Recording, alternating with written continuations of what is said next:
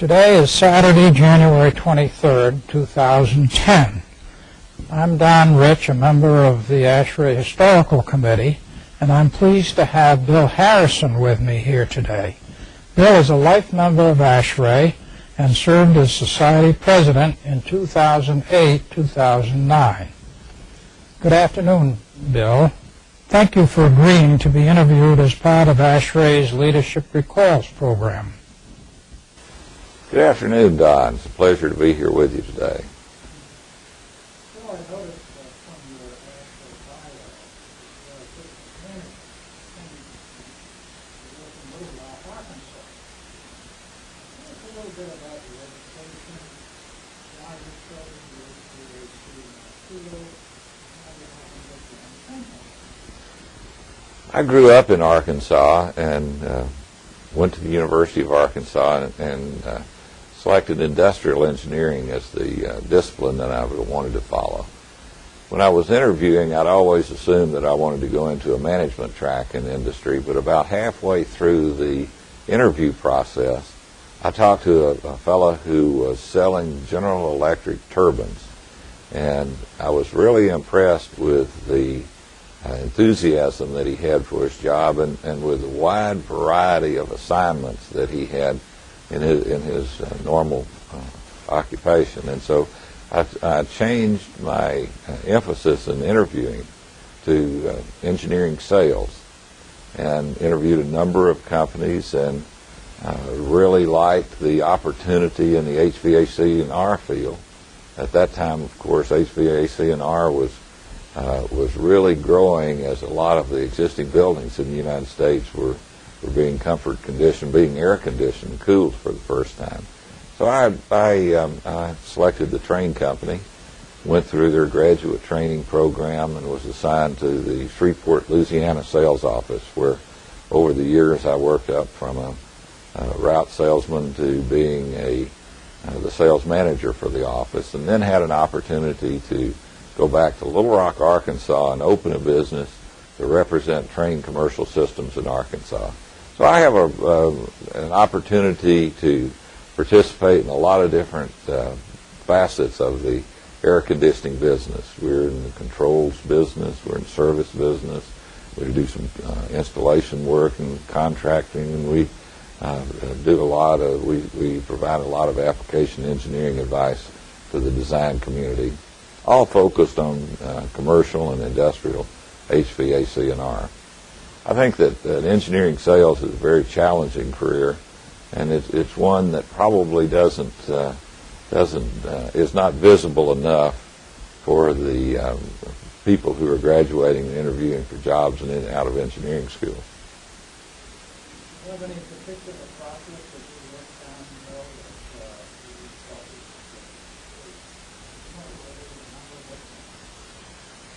It's really, I've been fortunate in that I've had a very interesting career, and I've worked in areas where agriculture was very important and have done some very challenging work as far as working with design professionals and contractors to create really dry environments and some very humid environments and very cold environments. So from a technical standpoint, food has always been a technical challenge.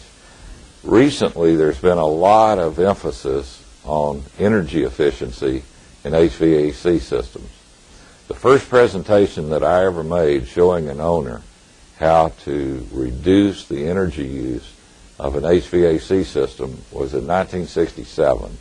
I remember well making a proposal to change the type of system in a large multi-use facility, and I believe I projected we could save a third of the energy on the project. And everything was going great until he found out that he was going to have to increase his investment in the project and get a payback on through energy savings. And I find that even today, that's still one of the major obstacles that we have to overcome when we're presenting energy projects is an owner's reluctance to increase his investment. Well, tell me a little bit about how you happened to get involved in ASHRAE. I was fortunate in that when I first went into a field office, the engineering sales manager that I was reporting to for training was very involved in ASHRAE. So I hadn't been in the office a month when one afternoon he came in and said, "You're going to an ASHRAE meeting tonight." And as I recalled, they provided me with a membership application at that very meeting. And it was a very fortunate thing because shortly thereafter, I came off training and transferred to Shreveport, Louisiana, which was to be my home for the next 17 years. And the next year, one of the members of the Shreveport chapter board moved out of the city, and the board asked me to take his role on the board. And so after only having been in Shreveport for about 6 years, I wound up serving as president of the Shreveport chapter. And it was really a marvelous experience for me. It gave me the opportunity to practice some leadership skills and some public speaking skills that I wouldn't have received for the next 10 years if it hadn't been for my opportunity through ASHRAE. I really credit my early ASHRAE experiences as one of the reasons that I've been able to stay in the business and achieve some degree of success.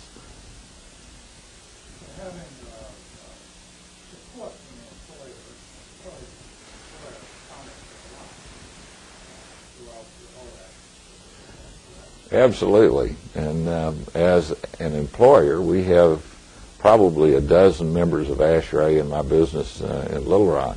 I always encourage them not only to take part in the local ASHRAE meetings, but also come to the ASHRAE Society meetings and try to catch as many of the technical programs as they can. The opportunity to learn and advance your career through ASHRAE is unsurpassed, and ASHRAE does a wonderful service to the industry by making those opportunities available. Bill, your presidential theme is maintain to sustain, delivering ASHRAE's sustainability promise. How did you happen to choose that? I have always been interested in increasing the efficiency of HVAC systems, and have worked pretty hard at that throughout my career. One of the things that I observed is that some very well-designed and well-constructed buildings suffered a real decay in performance because the people who were operating and maintaining those buildings didn't understand the energy-conserving features that had been designed and built into the buildings. So as I approached my presidential year, I had a couple of things that I really wanted to do, and the first one was to increase the industry's awareness of how important the proper operation and maintenance of buildings really is. Many of our green buildings fade quickly to gray whenever the people operating the buildings don't know how to take full advantage of the energy-conserving features built into the building. I've been very pleased with the reaction that I've gotten around the world, really, to that message. Normally when I deliver that message, I see a lot of heads nodding out in the audience and even an occasional burst of applause, because this is a situation that has been noted but hasn't really been brought out in the open to the extent that I think it is today. Looking back at your career and your annual what would you single out from When you start looking back over a career and trying to single out an accomplishment or a program that you've done, it's really difficult to do. I think that again, a consistent theme in my work in the industry has been, how can we take energy out of the systems that we use while we still maintain the comfort and protect the health and productivity of the people that are occupying the buildings. It's really hard when you're so focused on building science to remember that the building's only purpose for being there is to protect the health and safety and enhance the productivity of the people that work in the building. I think that over the years that ASHRAE and my profession have enabled me to bring that message to a lot of different groups, and I think it's a message that's very appropriate today, just as it was when I started some 40-odd years ago.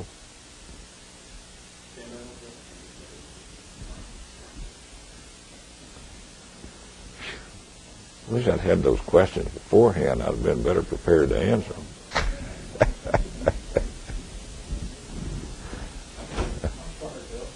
Hi, how are you? Remember that John's questions are in the air. What do you want to do? I'm trying to answer as if I wasn't answering a question. I may not be doing a very good job of it. What you didn't get in is your speech, the presidential speech. You never just quoted. Oh, yeah. You talked about it, but you never actually quoted it. Well, that's a big miss, isn't it?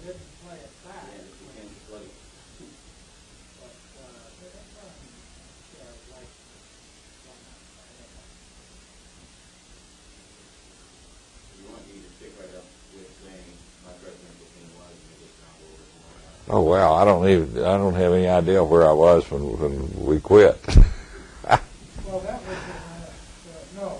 Before We'd gotten off into the what am I proud of? And, yeah.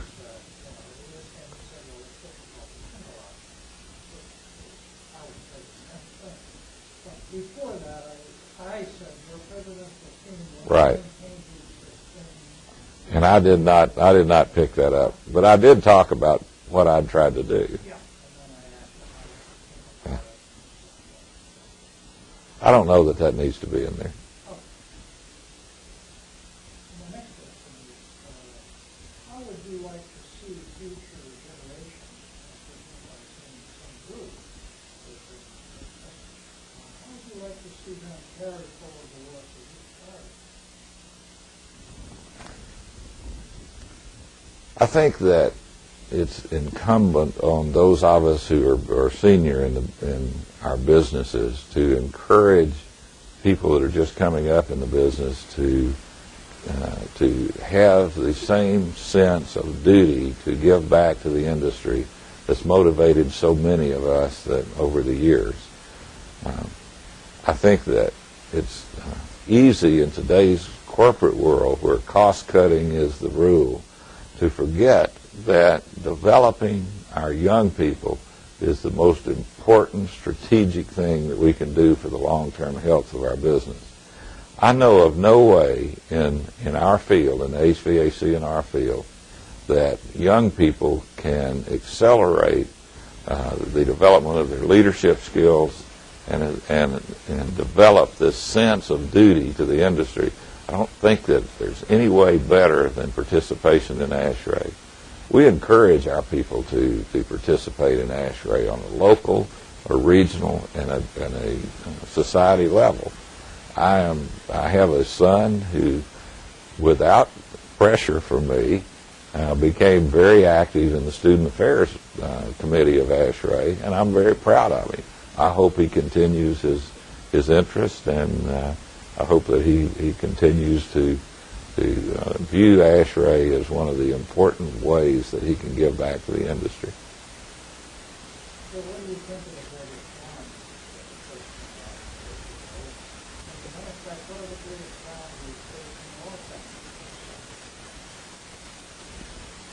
sectors? As I view what's going on in the world today, I think that the challenge that all technical societies must deal with, and especially ASHRAE, is the globalization of our industry. Tom Friedman wrote his book, The World is Flat, commenting on how communication and technological communication improvements have changed the world. They really have changed the world. They made it possible for a design center in China or India to communicate to a design center in North America seamlessly. People can work virtually anywhere in the world on the same team and contribute. So while for many decades most of the development work in HVAC and R was done in the United States, and ASHRAE's international efforts were to distribute that information to the rest of the world. Today, much of the design work and much of the development work in our field is being done at design centers outside the United States. And I see our role in ASHRAE as to collect the best ideas of all of those ASHRAE members from around the world and to do the same thing we've done for decades, which is to organize those developments and publish documents that let other people share in the technological process, technological progress being done all over the world. You would say that the challenges that facing ASHRAE would also apply to the industry as well. Certainly, we've seen a transition from national manufacturers and national companies and enterprises in the HVAC and R field into global companies. And today, when you travel through Bangalore, for instance, there are dozens, if not hundreds, of modern office buildings with development centers for almost all of the companies that would be recognized in the Fortune 100 and most of the Fortune 500.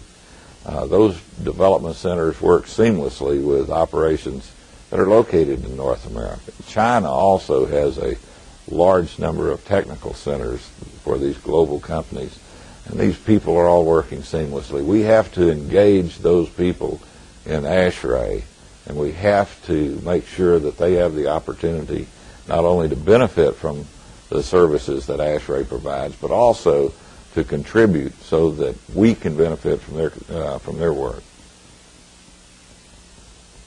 Before we close, is there any advice that you'd like to give to a young engineer who's starting out in his career?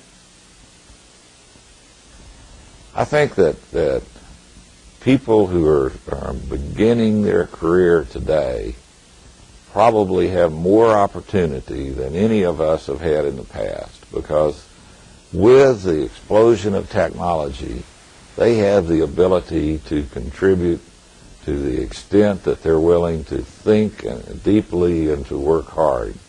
My advice would be to use the technological advances in communication, the social networking, the internet, the computers, the Twitter and Facebook, but to never forget that in order to fully realize your potential, you have to be able to interact very positively with people. So in addition to all of the faceless social networking, spend time with your peers.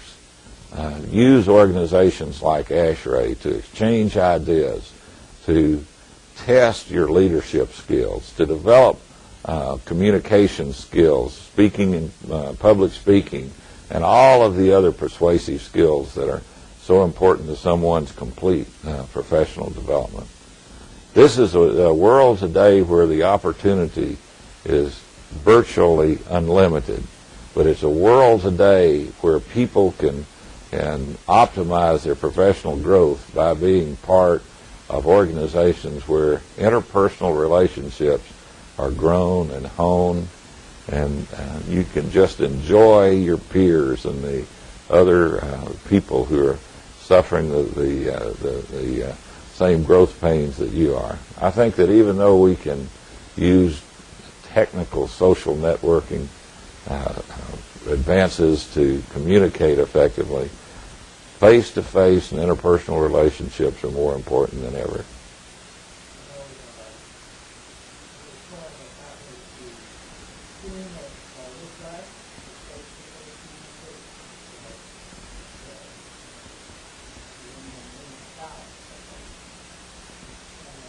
Well, thanks very much.